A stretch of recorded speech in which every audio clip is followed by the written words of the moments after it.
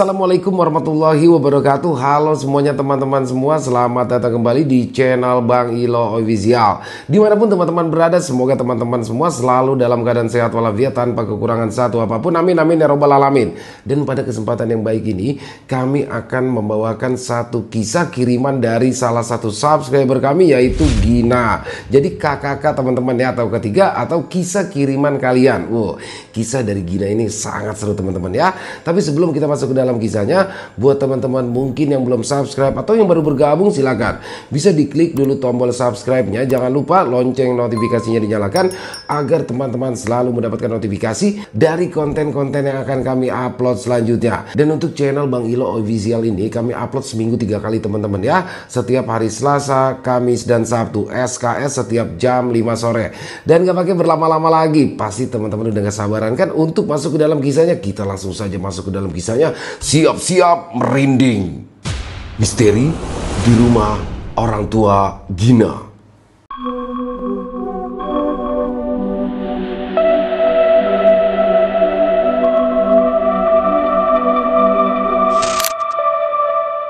Kisah horor kali ini adalah kisah yang dikirimkan oleh Gina.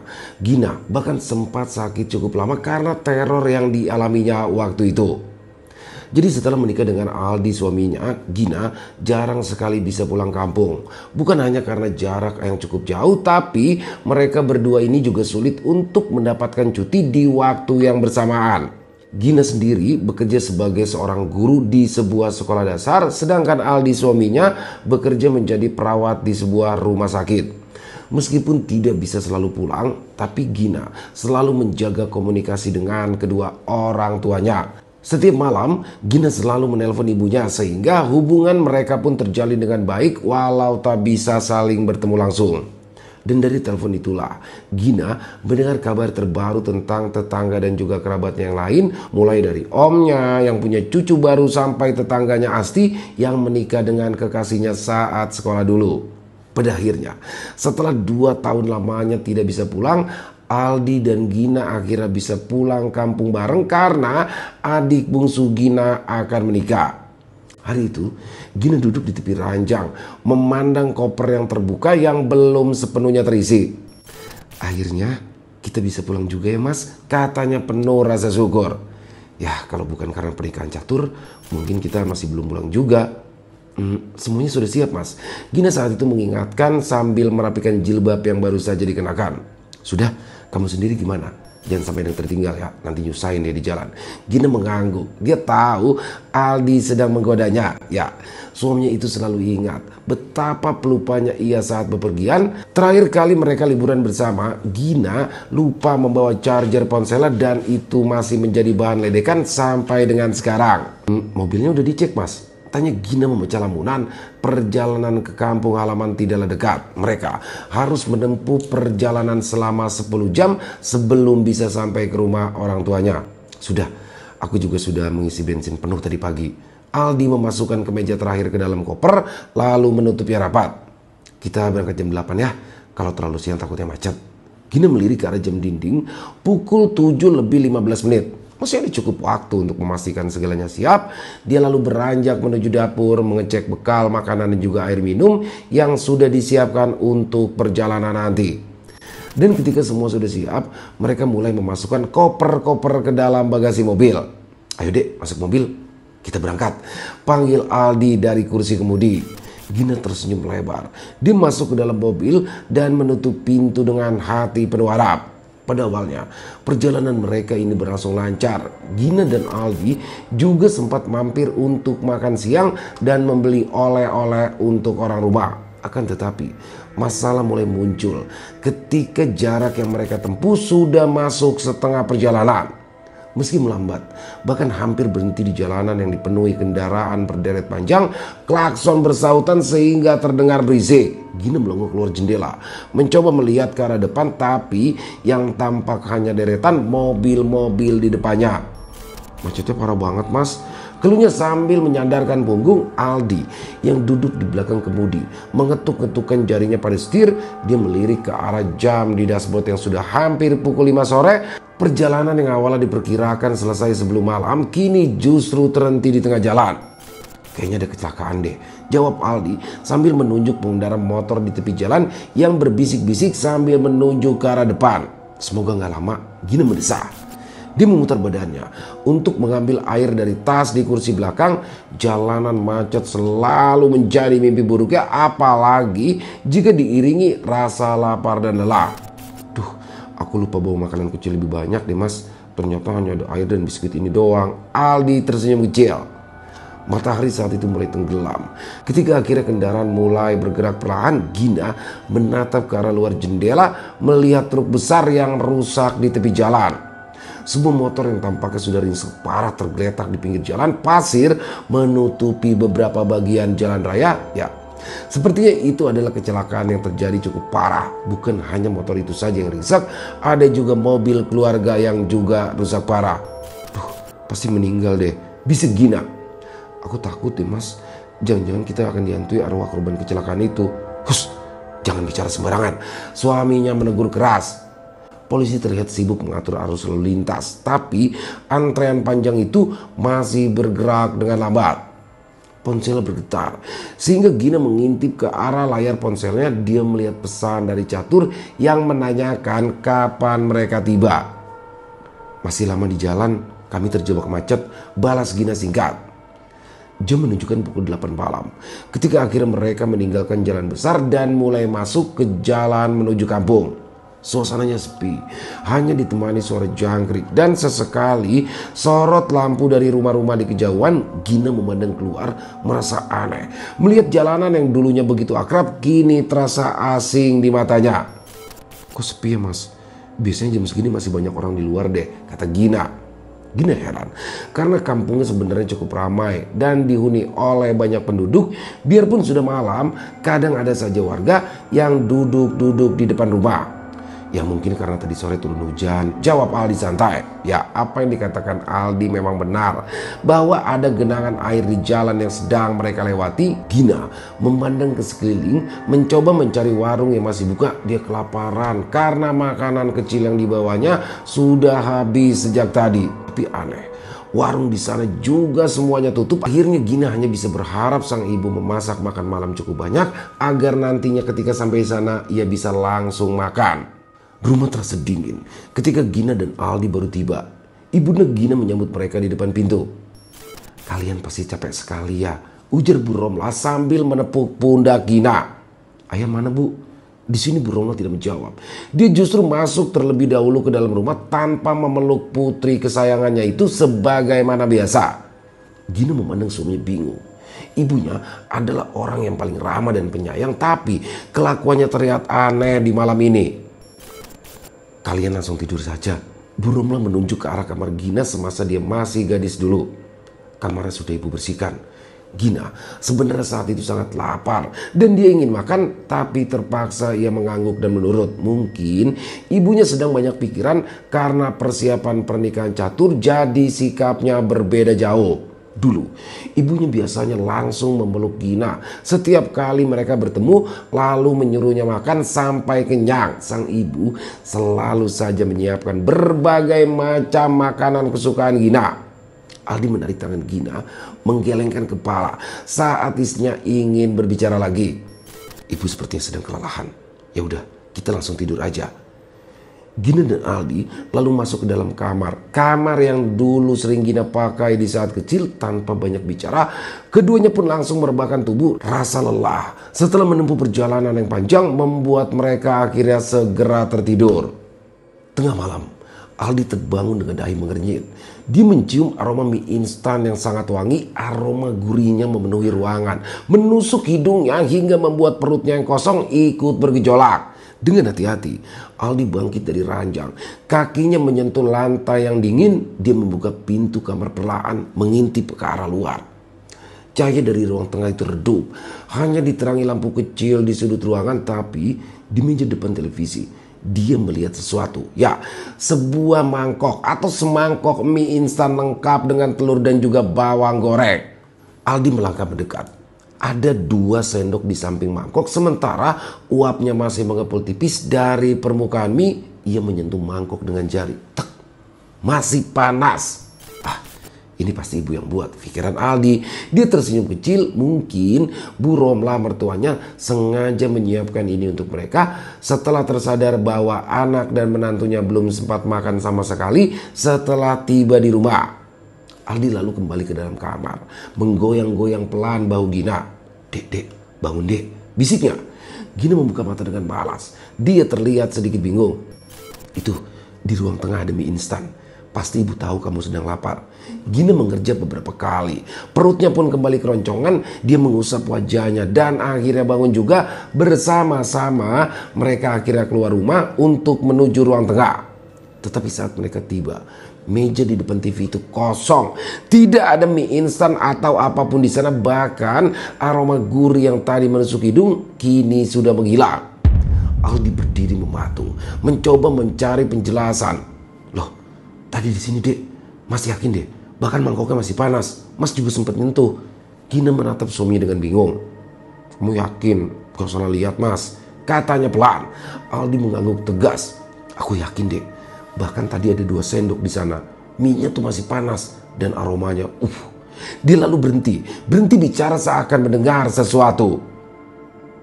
Angin malam menggerakkan tirai tipis di dekat pintu. Di sudut lain, kamar orang tua Gina tampak gelap dan pintunya tertutup. Mas, kamu cuma ngimpi. Gina akhirnya menarik lengan suaminya. Wes, ayo tidur. Aku capek. Aldi ingin membantah, tapi dia tidak punya jawaban atas apa yang baru saja terjadi. Perlahan, mereka berdua akhirnya kembali ke kamar. Beberapa jam kemudian, giliran Gina yang terbangun oleh suara sapu lidi yang bergesekan dengan tanah di samping jendela kamar. Gina membuka matanya perlahan yang masih berat karena kantuk. Dari balik selimut, dia mendengar suara itu semakin jelas. Gina melirik Aldi yang tertidur pulas di sampingnya. Dia ingin membangunkannya, tapi rasa malas mengalahkan niat itu. Dalam pikirannya dia yakin ibunya sudah bangun lebih awal seperti biasa. Ya, ibunya memang selalu rajin membersihkan rumah sejak subuh. Meski di depan ada pohon rambutan dan pohon mangga, tetapi halaman rumah selalu terlihat bersih karena ibunya rajin membersihkan. Dengan sedikit berat hati, Gina pun lalu bangkit dari tempat tidur. Dia mengikat rambutnya asal-asalan dan berjalan ke arah pintu. Ibu rajin banget deh, udah bangun pagi-pagi begini, gumamnya sambil meregangkan tubuh yang masih lelah. Saat membuka pintu depan, Gina langsung terdiam. Di luar rumah ternyata masih sangat gelap, tapi bukan itu yang membuatnya terkejut, melainkan sosok yang sedang menyapu. Itu bukan ibunya, itu adalah seseorang yang bentuk tubuhnya menyerupai Gina sendiri. Gina tidak langsung bereaksi. Tubuhnya langsung terasa kaku, tak mampu bergerak. Sosok itu berdiri membelakanginya, mengenakan pakaian yang sangat mirip dengan piyama yang ia kenakan. Rambutnya tergerai dengan panjang dan gelombang yang sama. Bahkan gerakan tangannya saat menyapu terlihat seperti gerakan Gina sendiri. Sosok kembaran Gina itu berhenti menyapu, lalu perlahan menoleh ke arahnya. Gina pernah napas. Wajah di depan itu sepintas benar-benar mirip Gina, tapi ada yang salah. Sangat salah. Matanya terlalu lebar dengan bagian putih yang terlalu lebar, terus menatap Gina tanpa berkedip. Dia tersenyum, memperlihatkan deretan gigi yang tampak runcing. Gina tidak lagi berpikir 2 kali. Tangannya bergerak cepat membanting pintu. Brak! Dia berlari dengan langkah tergesa-gesa hingga terjatuh di atas ranjang. Dengan nafas tersengal, Gina langsung memeluk Aldi erat-erat, mengguncang-guncang baunya sambil berbisik panik. Mas, bangun mas. Ada hantu mas. Suaranya gemetaran. Aldi mengerjap setelah terbangun. Ada apa sih dek? Kenapa? Gina tidak menjawab, tubuhnya bergetar hebat saat ia memandang pintu kamar yang masih terbuka. Tapi ketika Aldi bangkit dan menoleh ke arah yang ditunjukkan Gina, kosong. Mana dek? Gak ada apa-apa. Gina menggeleng, tangannya kembali menunjuk ke arah luar. Sudahlah dek, jangan dipikirkan lagi. Aldi lalu menutup pintu dan kembali duduk di samping Gina. Dia memeluk istrinya yang masih gemetar. Gina tidak berkata apa-apa lagi, tapi dia yakin betul tadi dia melihat sosok menyerupai dirinya yang sangat mengerikan. Aldi memeluk Gina erat-erat, mencoba menenangkan istrinya yang masih gemetar. Kamu pasti hanya kelelahan, gak ada apa-apa kok di sana, katanya pelan.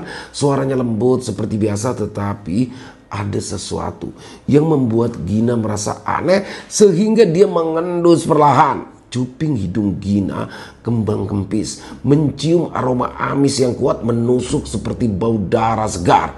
Dia lalu mengernyit, mencoba menahan napas, tapi semakin lama bau itu semakin jelas. Mas, Gina berbisik, suaranya gemetar. Kamu nyium bau amis gak? Aldi tidak menjawab.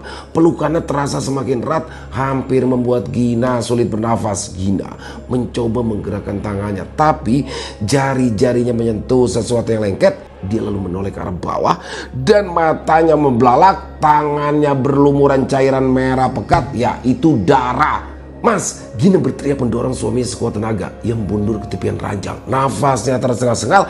Aldi di sini tidak bereaksi. Namun ketika ia menoleh ke arah Gina, wajahnya telah berubah. Wajah itu bukan wajah suaminya lagi. Kulitnya pucat, matanya merah dengan tatapan kosong. Senyumannya lebar menghiasi wajah, memperlihatkan gigi yang tajam dan tak beraturan. Rambut yang sebelumnya pendek kini menjuntai panjang kusut, basah seperti habis terendam air. Gina menjerit, tubuhnya bergetar hebat.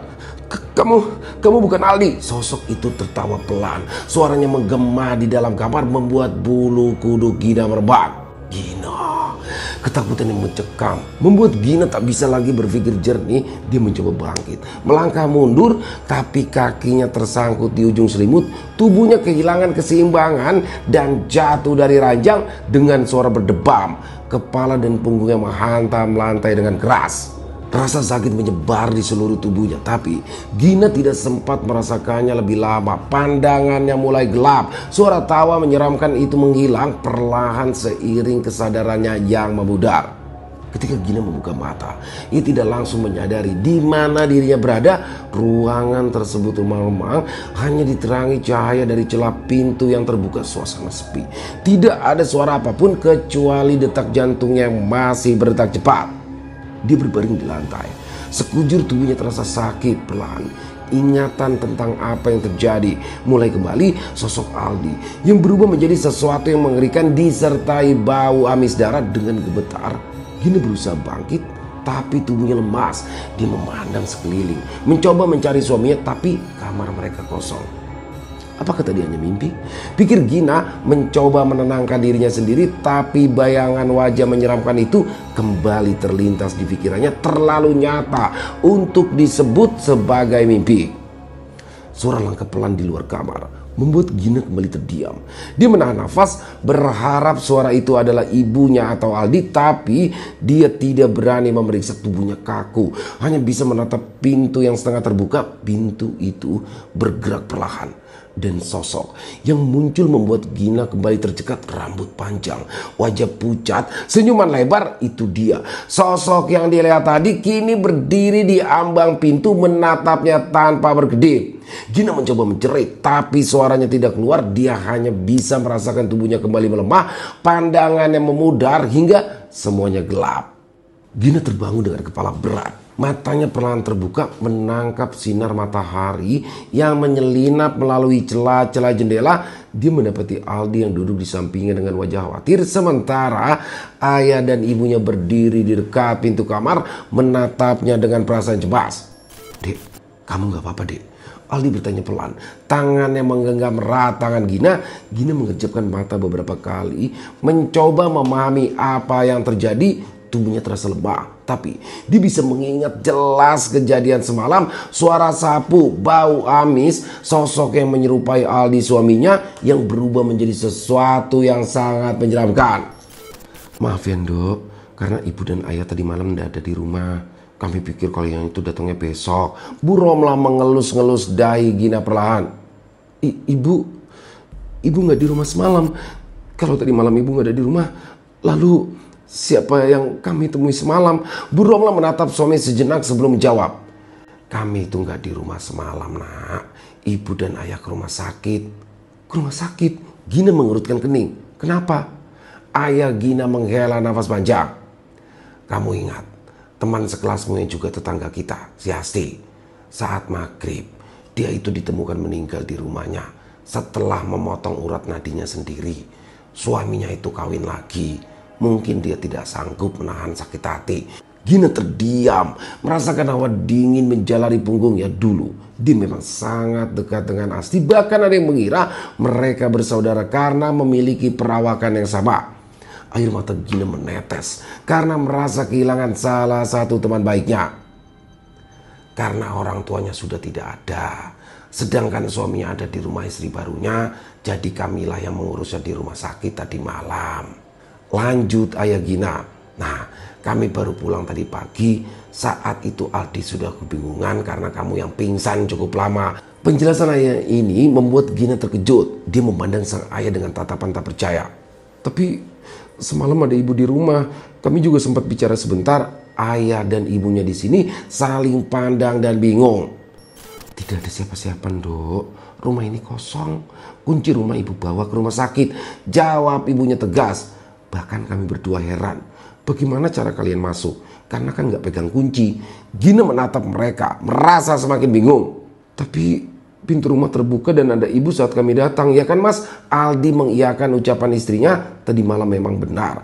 Ibu mertuanya sendirilah yang membukakan pintu dan menyuruh mereka langsung beristirahat di dalam kamar. Wajah ayah Gina berubah pucat. Bagaimana bisa, Tondok? Tadi malam ibumu selalu bersama ayah. Tidak pernah berjauhan. Lagi pula bagaimana caranya ibu pulang? Kalian tahu sendiri, ibumu itu penakut dan tidak berani keluar rumah sendirian.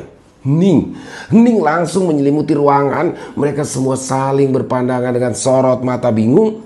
Gina mulai bercerita mengenai keanehan yang terjadi tadi malam. Mulai dari mie instan yang dilihat Aldi sampai kejadiannya membuatnya pingsan. Wajah ibunya pucat. Jangan-jangan di sini sang ibu tidak melanjutkan, tapi semua orang di ruangan itu memahami apa yang dimaksud oleh ibunya. Ya, jangan-jangan itu adalah keisengan Asti, teman daripada Gina yang meninggal bundir dengan memotong urat nadinya. Selesai. Wow, luar biasa kisah kiriman Gina. Serem banget ya, asli. Ini salah satu genre horor yang saya suka nih teman-teman nih. Jadi bagaimana ketika tidak ada setan yang nampak di awal ya, tapi di awal ya. Ketika tidak ada setan yang nampak, dan di situ bagi saya yang paling serem adalah pada saat dia datang, ada ibunya bukain pintu, nyuruh dia masuk, nyuruh dia tidur. Itu ternyata bukan ibunya, dan itu yang paling horor kalau menurut saya ya teman-teman ya. Pada awalnya saya pikir itu adalah sosok arwah yang arwah kecelakaan yang mereka temui di pinggiran jalan, karena Gina sempat berucap yang enggak tuh. Tapi ternyata ketika di pagi harinya ayahnya datang dan ibunya itu memberitahu bahwasanya tetangganya dan juga teman baiknya Asti baru saja bundir karena ditinggal suaminya menikah lagi, dan ayah ibunya inilah yang mengantarkan Asti ke rumah sakit karena memang sudah tidak ada siapa-siapa lagi. Serem banget ya. Tuh bau Indomie tuh ya. Dia lagi lapar bau Indomie. Maksudnya apa? Coba ngeledekin doang kan. Mungkin Asti semasa hidupnya iseng kali ya. Orang lagi lapar-lapar dikasih Indomie rebus, Bu. Jadi Indomie itu kan teman-teman baunya nyengat banget tuh. Jadi perut langsung roncongan pastinya. Overall keren banget kisahnya. Dan Gina ya, setelah kejadian itu mengalami sakit yang cukup lama.